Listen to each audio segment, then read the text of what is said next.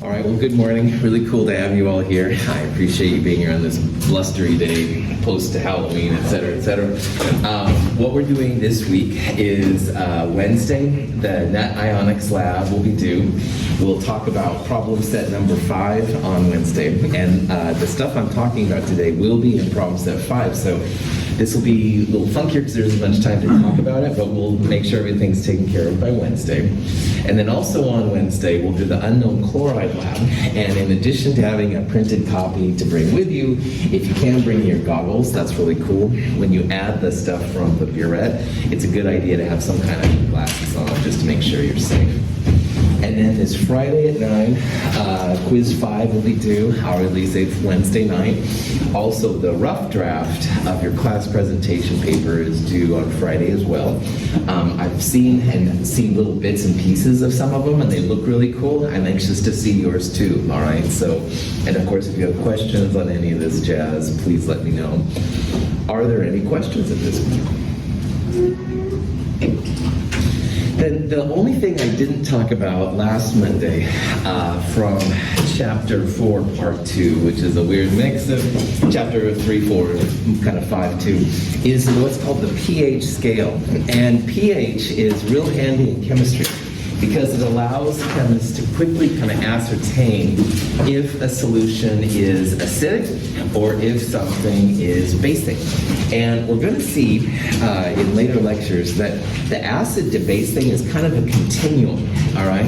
And you can go from super, super acidic to super basic by adding the appropriate amounts. So a pH is literally nothing more than a number, and the value of the number has a certain thing. If the pH is 7, that means you have equal amounts of acid and base, and we'll call that neutral. However, if the pHs are less than 7, that means you have an acidic solution. And if you have a pH greater than 7, then that means you have a basic solution. So instead of talking about concentrations, moles per liter, as we'll see is like 3.16 times 10 to the minus 4, and that's a lot of syllables and hard to pay attention, especially if you're ADHD like me sometimes in the morning. Anyway, if you hear a pH of 3, then you're like, oh yeah, okay, that's acidic. Because again, the number is less than 7 acidic. If it was greater than 7, like 9, then you know automatically it's basic. So we're going to see that pH is nothing more than a quick way to tell if something is acidic or basic. This is just a little picture showing some common substances around us. Notice that on the left-hand side, which is the acidic side, and we know that because the pH goes from about a low of 0 to up to 7, that includes a lot of things that we eat and drink. So in this example, well, vinegar, you probably wouldn't drink it, but anyway, it's put on salads, okay, and stuff like that. All the sodas and stuff like that are basically acidic. Oranges, most fruits are acidic.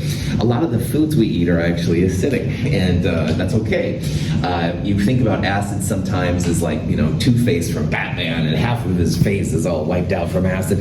Those are pretty extreme acids. Most acids are more normal, and in this kind of range, you can actually eat them and drink them, and we consume them for stuff. Blood is approximately neutral. It's very close to 7. And the real basic things are oftentimes cleaners. So most of the household cleaners that we use are ammonia-based. Those are generally pretty basic. Drano, if you've ever used Drano on a clogged sink or something like that, that's a strong base. There's lots of cool tables and pictures like this on the internet with more substances and stuff, but again, most things around us have some kind of acid or base part to them, and you can quickly tell what's happening. So here's just a silly question. It says we have a household cleaner, pH 9.46. Is it acidic, neutral, basic? Pain in the backside. And that doesn't count on a Monday, but you get hopefully the joke of it, or none of the above. And this isn't obviously too crazy. 9.46 is greater than 7, so you would say that this is a basic system. All right, that's really all there is to it.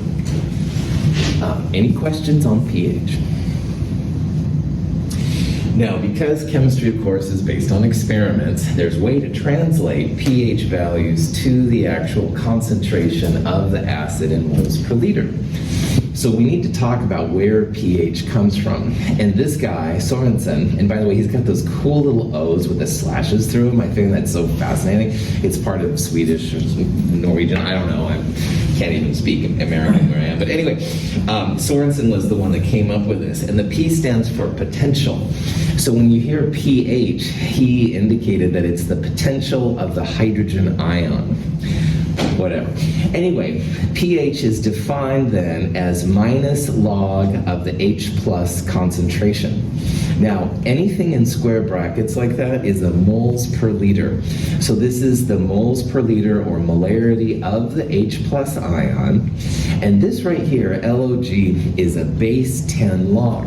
And on your calculator, whatever calculator you use, you might have an LOG button, and if you do, sweet, because to figure out then a pH, you would just go minus base 10 log of the H plus solution. Now, neutrality, where you have pH of 7, is kind of a special place for acids and bases.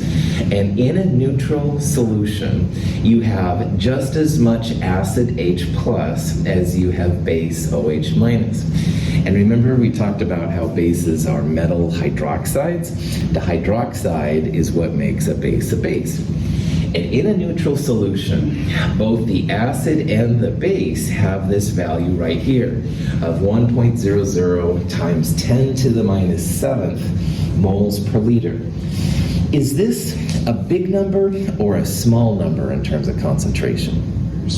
Very small, that's right. So when it says 10 to the minus 7, you do have both acid and base present, but they're very, very small quantities, all right, 10 to the minus 7th. The strong acids that created Two-Face in Batman, or the even sting as you eat like hot peppers or something like that, those kind of concentrations much, much, much higher than 10 to the minus 7th. But anyway, neutrality then is when you have both of these and are equal to 10 to the minus 7. So the way that the pH comes around is you go minus base 10 log of 1.00 times 10 to the minus 7. And when you do that in your calculator, it comes out to be 7. Yeah? What's the significance of 25 degrees Celsius? We're going to see in Chem 223 that temperature affects how much H plus and OH minus pops out. And for example, like in the human body, 37 roughly degrees Celsius, this number is actually bigger. And if you go into medical research one day, some of the stuff we're going to talk about with pH may or may not totally apply, because this number will change, which changes this number, and pH changes. So just realize that, yeah, the higher the temperature, the more acid and base that gets kicked out, and it'll change some of the things we'll talk about. So one of the limitations of these classes is that we will be just at room temperature, because that's where most chemistry is. We'll talk more about that in Chem 223, but that was an awesome question. Well done. Other question? Make sure that you have a way to do this kind of process right here, all right? LOG log is different than LN log, the natural log. If your calculator only has LN natural log, then there is a way to get around it. Log 10, base 10 log, is equal to natural log of x divided by natural log of 10.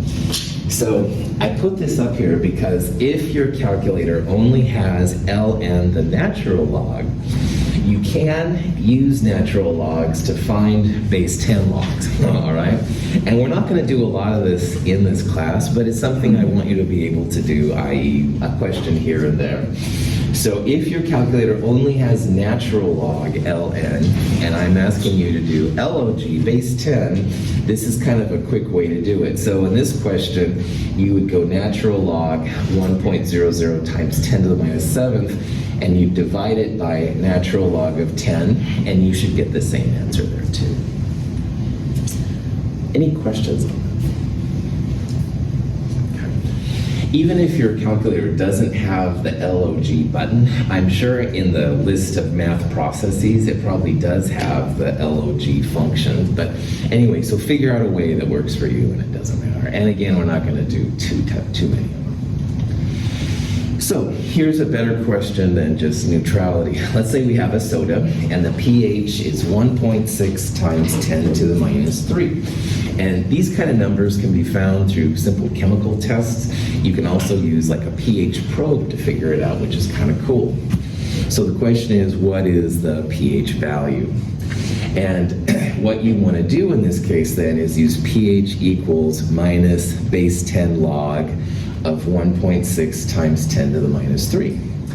So what you can do then, pH minus log of this H plus value.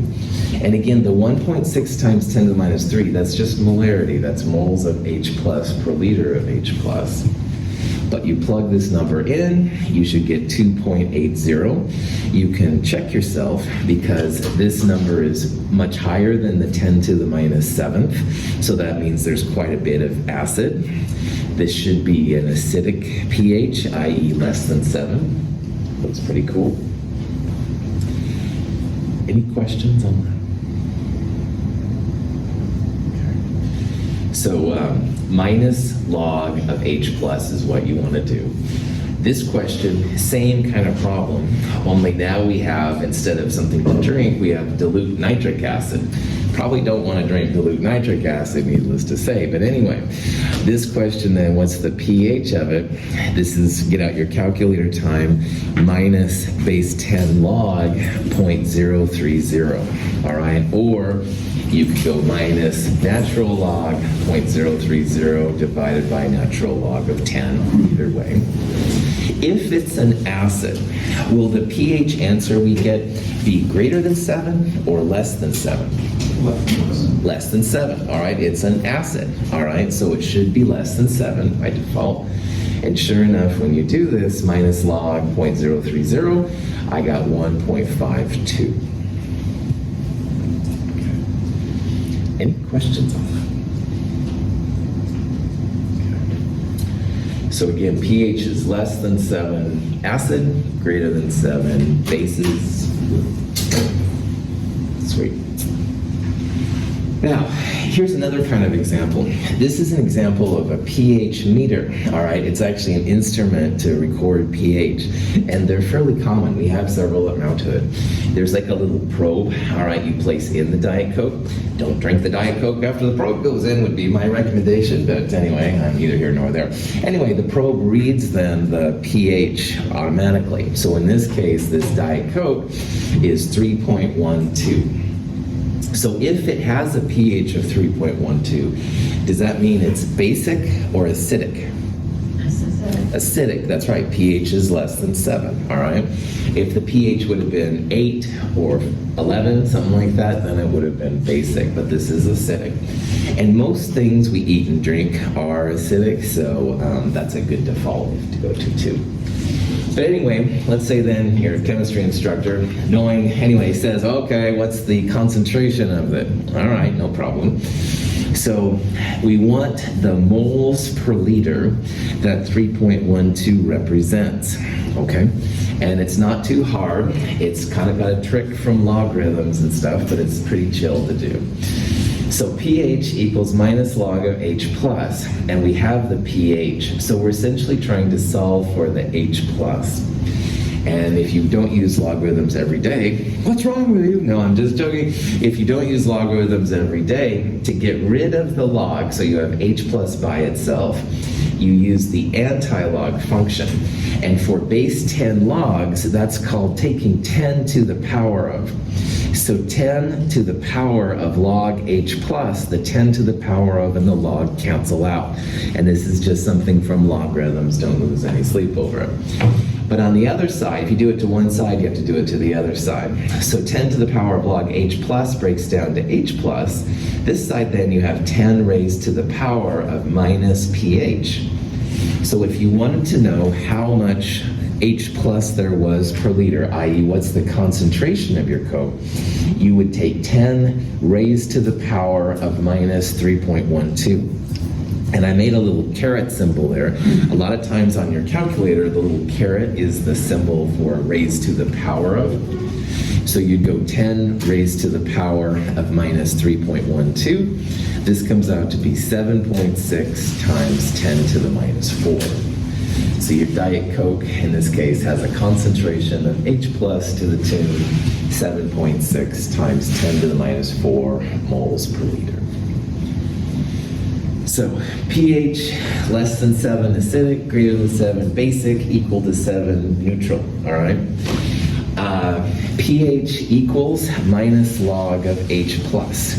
So if you need to find pH and you have H plus, then minus base 10 log of that will give you the pH.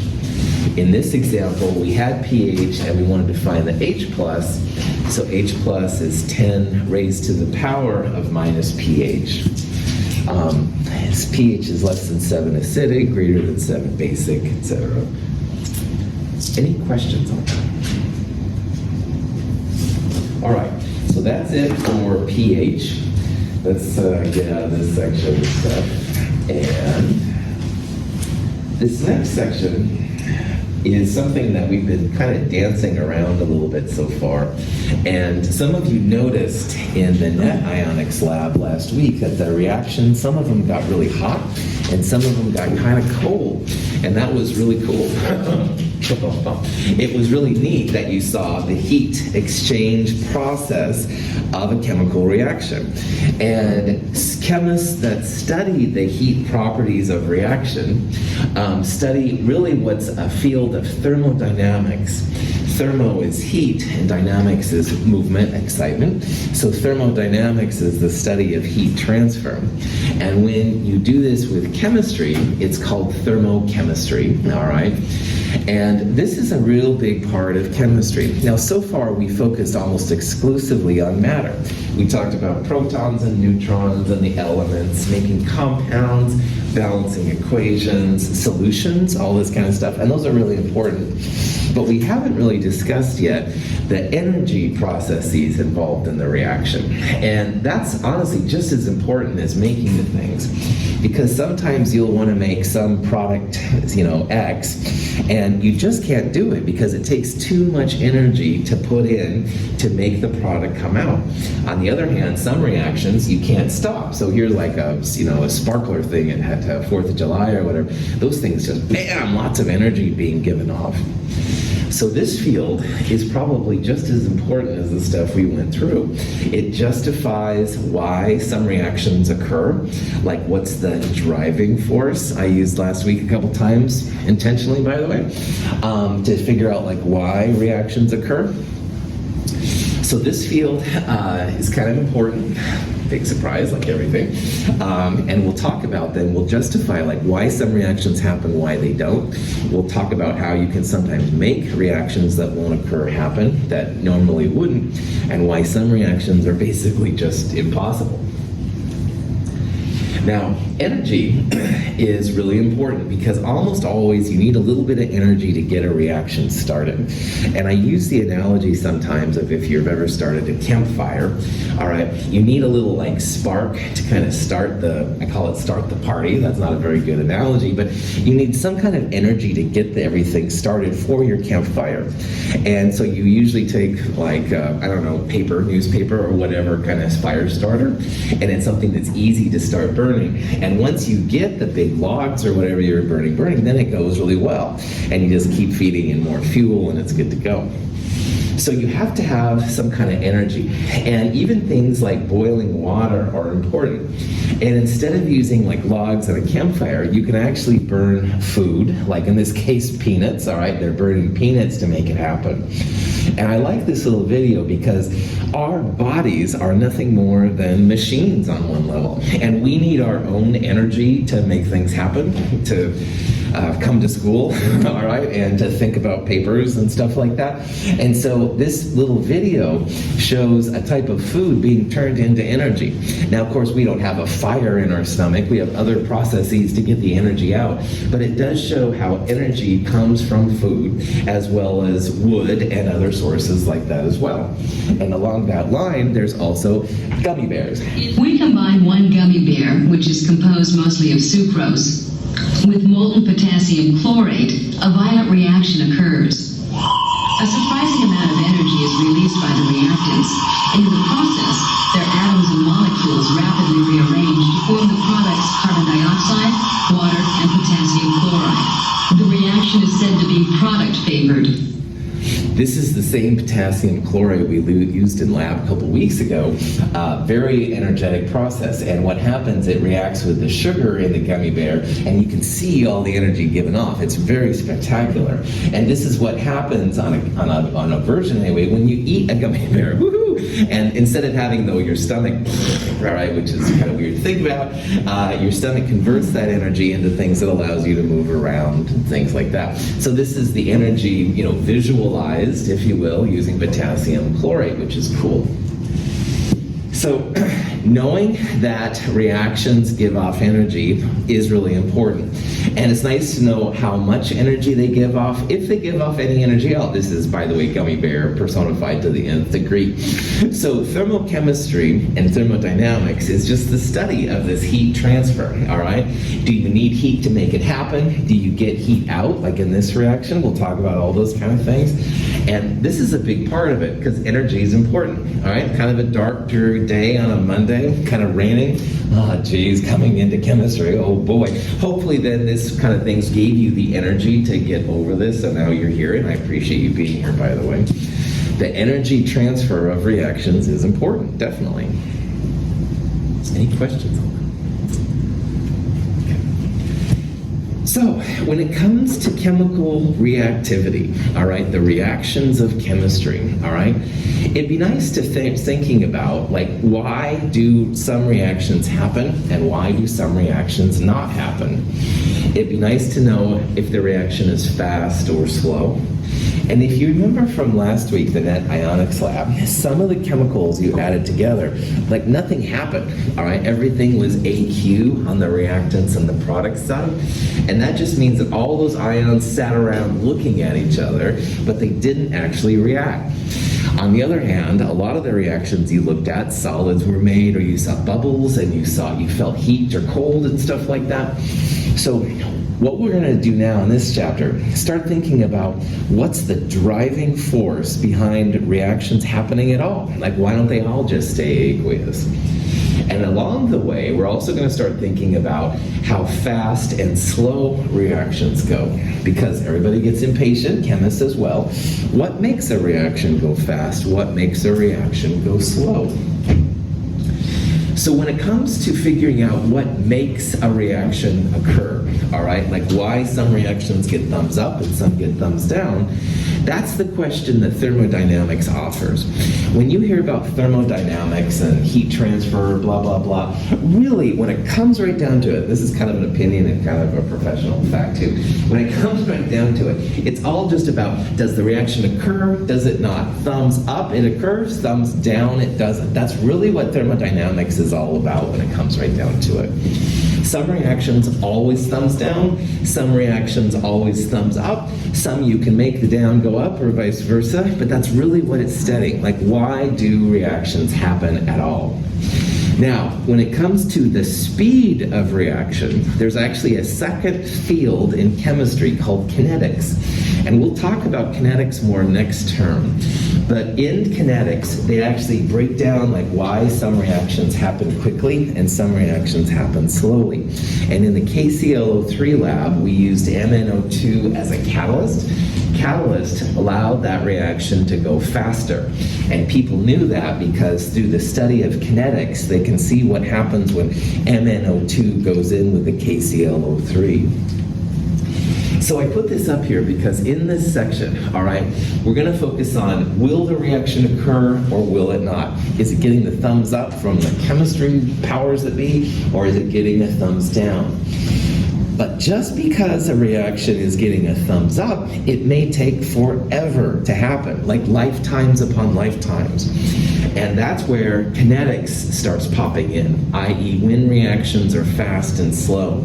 So I want to point this out. Thermodynamics says, some reactions will occur, yes, but it might take 10 to the 6 a million years, and that's way inconvenient for us human beings with hopefully maybe somewhat less than 100 years total, right? So these are important things. So thermodynamics, which is what we're going to focus on this chapter, will a reaction occur, will it not occur, stuff like that. Kinetics will answer if a reaction is fast or slow, all right? But that's like a different, we'll talk about that more next term than this term. Any questions on this stuff? Thermodynamics determines whether or not a reaction is possible.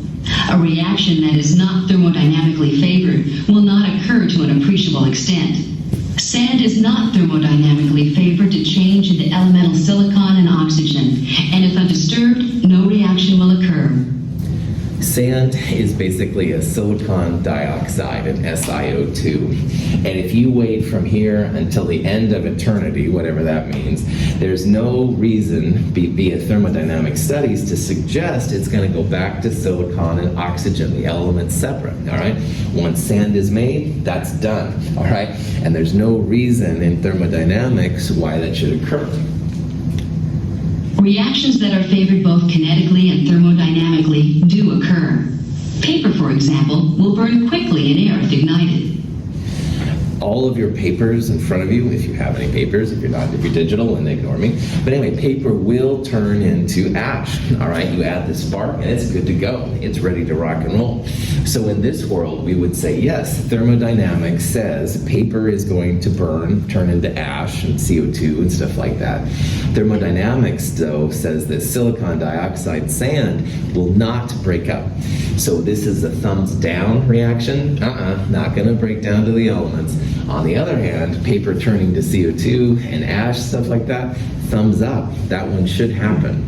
Those are the kind of things we're going to look at in this chapter, like why this one's okay to have happen, but this one is not. Kinetics controls the rate of a chemical reaction.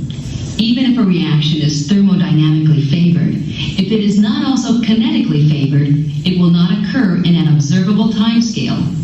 Diamonds are thermodynamically favored to turn into graphite, but the reaction is so slow, it never occurs. Now, Some reactions take more time than others. Iron nails react with oxygen slowly, producing rust over a period of months. here's two more reactions. These are both thermodynamically ready to go, ready to react, thumbs up. And the two reactions, iron nails into rust and diamond into graphite. All right? Now let's talk about this one first. Iron nails rusting shouldn't be a big surprise to anyone. If you've lived at the coast or you leave your stuff outside in a good Oregon rain, after a while the things start to rust. If they wait long enough, they'll turn totally to rust, which is an iron 3 oxide mostly. The nails are going to rust if left out in the water, and that gets a thumbs up.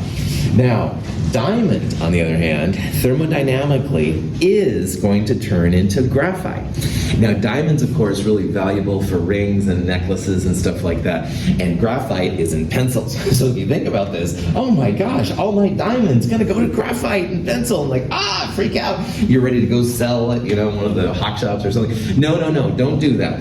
Because this is where now kinetics plays a factor. So iron nails to rust and diamond to graphite, both going to happen. Both get a thumbs up from thermodynamics, all right? It's going to occur. But the kinetics of these are quite different. Now, nails will rust, and it looks like it's slow, but on a relative scale, this is going to be pretty fast compared to diamonds going to graphite. Diamonds going to graphite is going to happen, but it's a very, very slow process. The kinetics are incredibly slow. So your children's children's children will still have your diamonds if you hold on to them, all right? Don't go selling all your diamonds right away.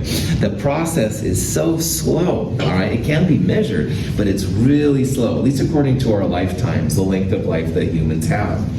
So this is where kinetics becomes really important. Because, thermodynamics says, yes, iron nails to rust, absolutely, and they start to rust. We can see it happen if we wait for a day or so.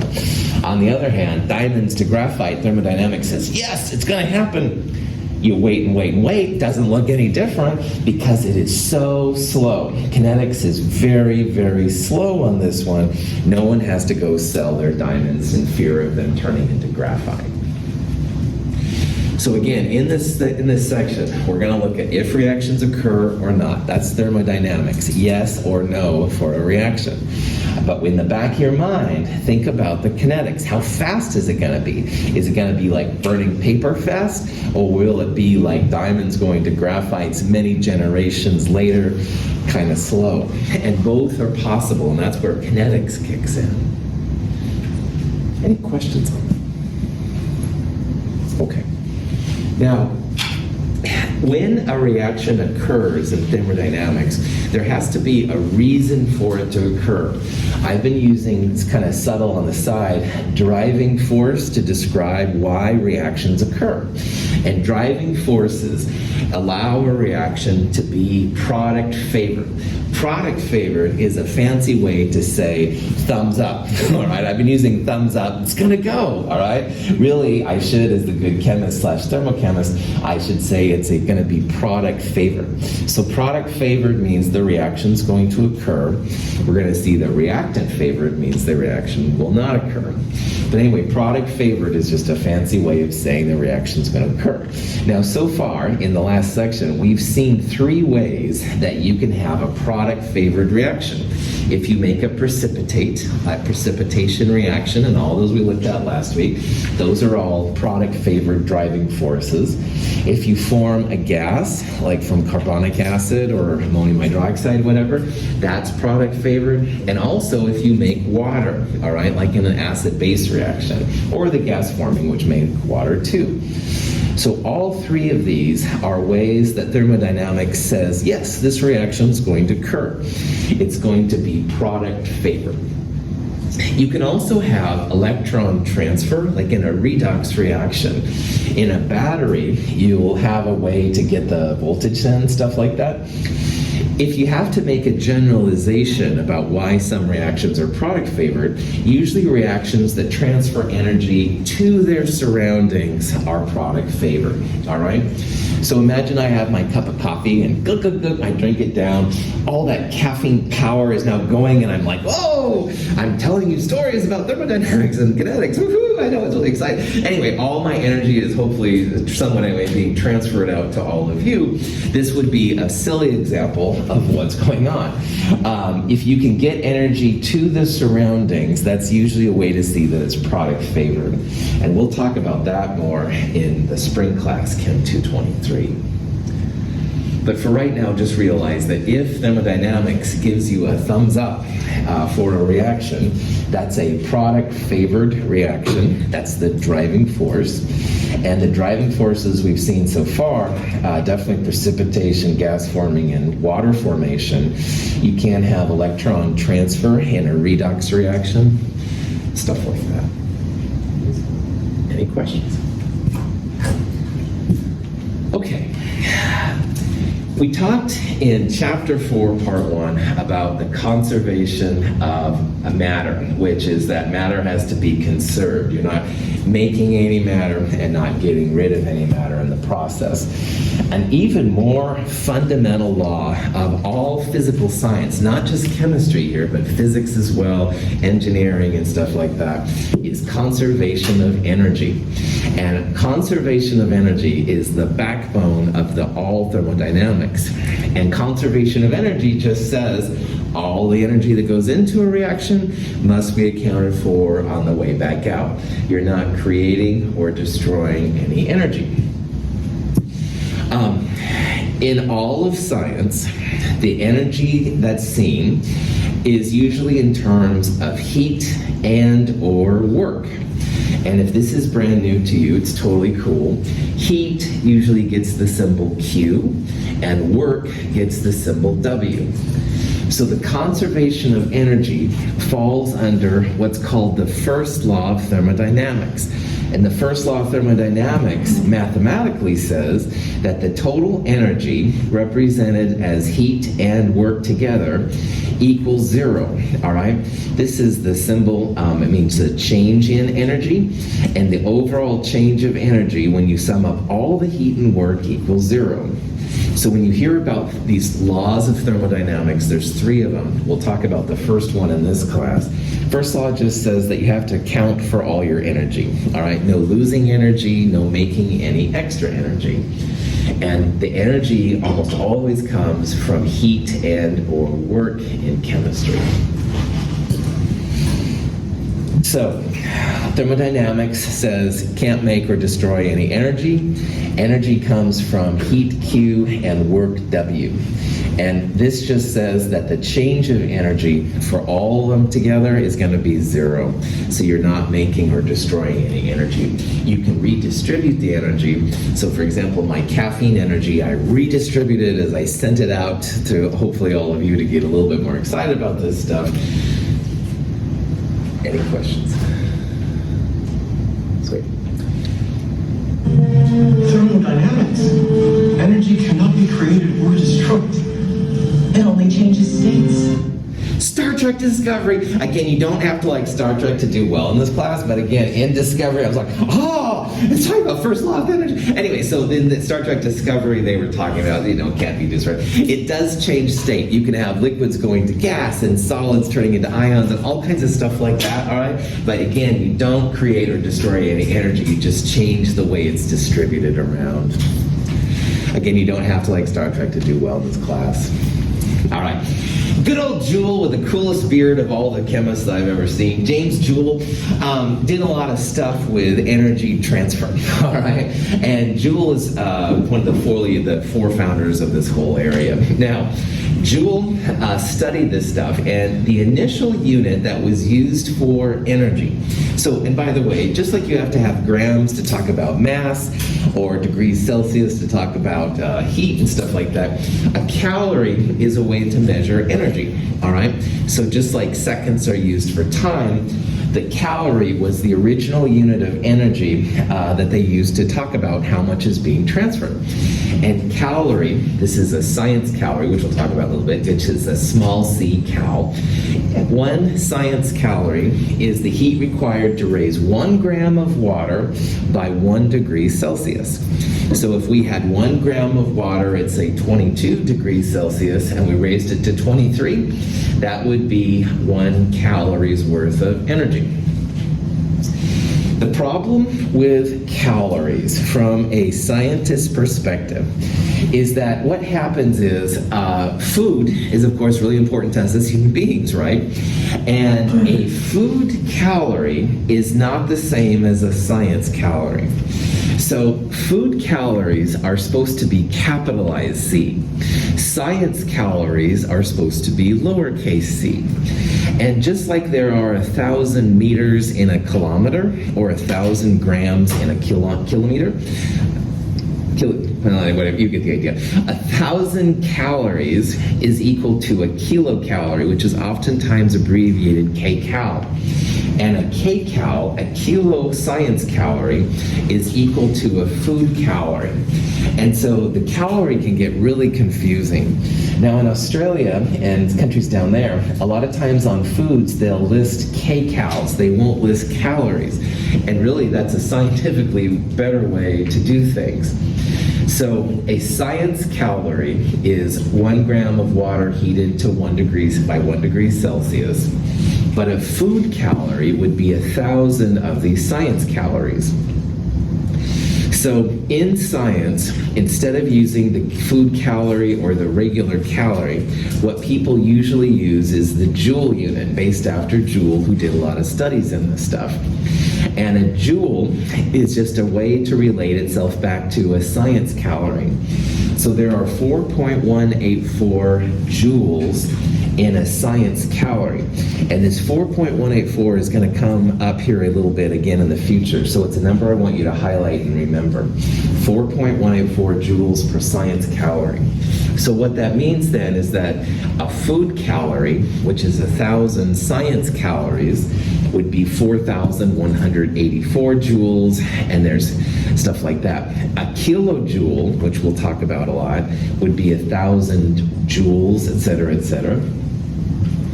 So science calories, food calories, and joules are the three types of units we'll work into. Do your work in this class in joules, all right? Don't use science calories or regular calories. That's just kind of a weird kind of thing you'll get yourself all lost around in. Almost all of the work you do in this class will be in joules and kilojoules, all right? And joule was just the one that started studying all this stuff and seeing what happened. This 4.184 is going to be a good number for us, so that's why I'm highlighting it here too. It does represent the joules in a science calorie, which is kind of cool, but there's a better use of it here in a little bit we'll talk about. Any questions? Cool. So instead of me talking about, I measured out 30 grams of water, you could say that you somehow measured out 30 joules of energy, all right? It's just a way to quantify how much energy is being used or absorbed or transferred, stuff like that. It's just the type of way we talk about energy being transferred. If nothing else, all the joules and kilojoules kind of numbers we're going to see, you can translate back to food calories, all right? 4,184 joules in a food calorie. So when you look at like a soft drink thing or food or whatever, and it says, so many food calories, you can translate it back to joules or kilojoules and stuff and make sense of what we're talking about here, which is kind of cool. Oh, yeah, connections with the real world, all right. Getting too excited, yeah. So 4.184 joules is equal to 1 degree Celsius change in 1 gram of water as well. 4.184 joules is equal to a science calorie. And a science calorie is the energy required to raise 1 gram of water by 1 degree Celsius. So I would put a few more stops in what you just said, but in a nutshell, yeah, right on. That's right. Good. Good question. Other questions? All right. There's two types of energy, and you think of all the energy in the world, and one of them is called potential energy, and the other one is called kinetic energy. Potential energy is kind of like a stored energy that hasn't been used yet, and kinetic energy you can think about as active energy. So for example, all right, I haven't seen Ben in a while. I'm like, oh, I gotta go say hi to Ben. Well, my body right now has potential energy, the energy required to move over to Ben. And you can calculate that based on what's in my body, my caffeine level, sugars, whatever. But as I start to actually physically move to Ben, now I'm turning that potential energy into kinetic energy. Hey, Ben, what's going on? All right. So now I turn the potential energy of me moving over there to a kinetic energy. That's kind of the rough difference between these two. So you can think about some as being like stored energy, and the other as being like the energy of action, doing something. Here's a bungee jumper. I happened to see a bungee jumper this summer by Redmond, Oregon at that rest area. They had this bridge across, and oh my gosh, these people are on these little platforms. That's the classic potential energy. If you're sitting on that platform with a big thing underneath you, wow, that is potential energy. Because the minute, of course, you jump off there, your energy goes and it turns into kinetic energy.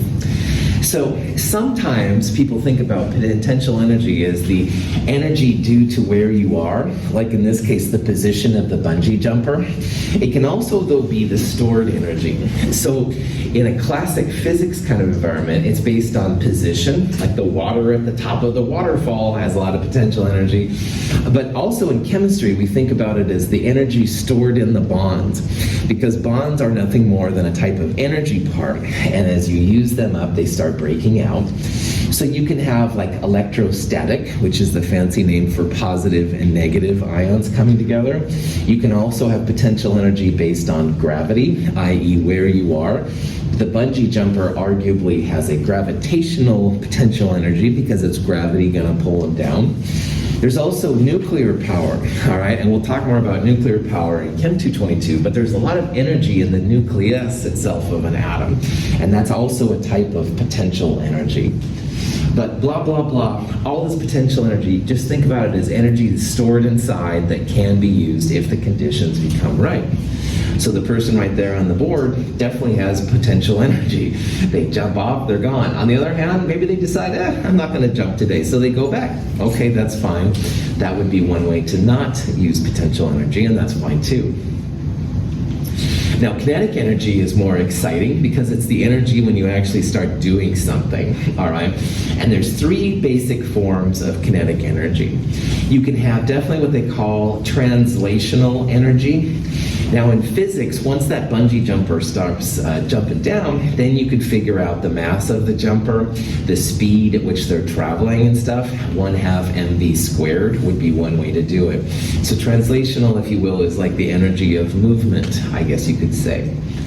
However, in chemistry, it's also important to think about vibrational energy. Now, this is a water molecule, all right? And the water molecule has an oxygen and 2 hydrogens right there. So translational energy would be like the water molecule moving from that part of the screen to this part of the screen. It's the energy of movement. But the vibrations are also part, and I have to be in front of the video for this part. The OH atoms are kind of going back and forth a little bit. That's like the movement of vibrations, and in chemistry, this is actually a really important part of the molecule. In addition, in chemistry, rotational energy is important. So this is where my skills as an instructor and a performance artist become questionable. So here's my vibration. I'm now rotating, all right? And this is another form then of the molecules, all right? This is a form of kinetic energy. Now, if I combine that with translational energy, and hopefully I won't hit anything, I can just vibrate, rotate, and translate, woohoo, all at the same time. I guess I don't need any more caffeine, but anyway, I'm doing all three at the same time, and that's what molecules kick in. So all of those are part of the kinetic energy when described in chemistry, all right? You need like all parts of them there to make the total picture happen, So anyway, the chemistry, when it comes to kinetic energy, we think about all three kinds, the movement, the vibrating, and the rotation. And especially as you get higher in chemistry, these last two become super important and stuff for what happens. Kinetic energy depends on temperature, absolutely. And the thing I was doing earlier, all right, if it was really cold, I would be moving slower, all right? On the other hand, if it was tropical, I might be like, hey, all right, Jamaican party or whatever, I'd be moving, okay, I'm getting really out of control now. Anyway, the temperature does make the kinetic energy factor in and stuff. We're gonna see that kinetic energy is proportional to temperature, so temperature goes up, kinetic energy goes up, etc. All right, any questions on any of that insanity I just threw at you? The system and the surroundings is another concept of energy which is really important. And this one is a little funky kind of to see. If you have a thermos of coffee, all right, inside the thermos, all right, you have the isolated coffee, and the thermos helps keep the energy, the coffee at a warm temperature, all right? So when it comes to system and surroundings, you can think about the inside of the thermos as like the system. It's the system with the energy inside. Sometimes the system is reacting. So for example, hydrogen and oxygen becoming water, that would be a system actually undergoing chemical change. But you can also have just a hot drink that you don't want to have get cold, all right? And if you keep that in your thermos, that would be fine. The surroundings is everything around your system, all right? So obviously this person, if they had coffee in there, they didn't want the coffee to get cold, at least not right away. And the outside, the surroundings, is colder than the coffee. So the system is usually the source of the interesting part when it comes to thermodynamics. It'll be like a chemical reaction, like hydrogen and oxygen making water. It could just be hot coffee we don't want to have get cold, at least not right away. The surroundings is literally everything else around it, all right? So that'll be the air that we're breathing, that would be another student sitting next to you, et cetera, et cetera. So the system and the surroundings is something that's talked about in this type of area. The system is like the source of the energy, the source of something interesting usually, and the surroundings is literally everything else. It can be also the solvent in a solution. Usually it's this system would be the solute, the interesting part of the system, and the solvent could be part of the surroundings. But when they talk about a system and a surroundings, that's what's happening. You can have closed systems and open systems. Don't be too worried about that. Energy is kept in a closed system better than it is an open system. So you have like a cup of soup, all right? The heat goes away. The energy is not closed, so it goes into the outside. In a closed system, of course, the energy would be kept in better than it would be otherwise. Okay. All right. If you know about systems, surroundings, type of energy, then we can start talking about how energy flows, all right? The directionality is just the way that heat will go in a particular reaction. And by every experiment that's ever been done, heat always goes from the hot to the cold, all right? And again, this sounds kind of dumb, but it's super important for thermodynamics. There's no examples of heat in a cold system being transferred to a hot system. In that case, your cold would get colder and your hot would get hotter. At 0 Kelvin, there's no more energy to share, all right? But we're not at 0 Kelvin right here. If you leave a hot and a cold thing next to each other, all right, the heat will go to the cold part. There's no examples of the cold transferring heat so that the hot gets hotter and the cold gets colder. What happens is hot and cold eventually come together to make something warm. And that very basic thing is actually pretty important when it comes to thermodynamics. So when you have a heat transfer, there's two things to think about. And we've used these terms a little bit, but we're going to formalize it here. An exothermic reaction means that the system is transferring its energy to the surroundings. So the system is your exciting part, and the surroundings is everything else. So in the hot coffee in the thermos, all right, eventually that heat in there is going to end up going to the colder outside surroundings. That would be an exothermic transfer. Heat's going from the system to the surroundings. And last week in lab, if you felt the test tubes getting warm, and some of you did, those were exothermic reactions. You actually felt the heat like coming off. And exothermic reactions are kind of neat. If you measure the temperature with a thermometer, you would actually measure the thermometer's temperature going up. The temperature that's measured by a thermometer always measures, well, 99.9% of the time, it measures the surroundings. So if your thermometer temperature goes up, that means that heat has been transferred from the system to the surroundings. You would see an increase in temperature. So if you feel a hot test tube or you measure a thermometer increasing its temperature, those are both great ways to share that you've got an exothermic reaction. And those just mean that the heat is being transferred from the system to the surroundings. So exothermic energy is released by the system to the surroundings. You would feel the test tube being warm. You could measure the thermometer. It would increase its temperature because, again, temperatures are thermometers measure the surroundings. Any questions on that? So you're making a campfire. Oh, feels so nice and warm. Exothermic or endothermic? Exothermic. You're feeling the heat come off, all right? Anytime you feel the heat coming off, that's an exothermic reaction. Now, these aren't as common in our day-to-day world, but they are very common in the overall world. You can also have reactions where heat is transferred from the outside to the inside. Now, these aren't as spectacular as like fires and explosions, which are all exothermic. But let's say that you had some ice, all right? And the ice, you let it sit out for a while, it's going to melt to liquid water. That's because the ice is absorbing energy. It's taking energy from the surroundings and transferring it to the system.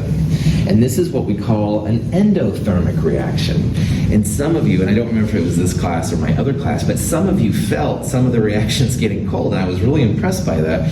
Endothermic reactions are sometimes a little harder to tell because they're not quite as spectacular, but if you did feel it, that was pretty awesome. So exothermic, the system pushes its energy to the surroundings. Endothermic, the surroundings gives its energy to the system. And melting ice is a good example. You can put a Bunsen burner and accelerate the process there. Now, if you're measuring something with a thermometer, remember thermometers measure the surroundings. So you'd see the temperature actually go down. It would go from like 20 degrees Celsius to 18 or something like that. If the temperature goes down on your thermometer or it just feels cold, those are two ways to tell you've got an endothermic reaction. I would argue that all reactions are either exothermic or endothermic. You don't have any neutral reactions where there's no transfer of energy. Any questions? Okay, so here's a reaction. You do a chemical reaction and it feels warm on completion. And we didn't like heat it up with a hairdryer or anything like that. So is this reaction exothermic, endothermic, neither endothermic or exothermic, or do we need more energy or information, excuse me? Well, of course, if it feels warm, the system is giving up its energy to the surroundings. Is that endo or exothermic? Exo, that's right. Exothermic means heat's being given off. All right, you're feeling an energy kind of happening. Any questions? All right, this is a good place to stop. We'll take a 5-minute break. It's about 9:55. Be back here around 10 o'clock.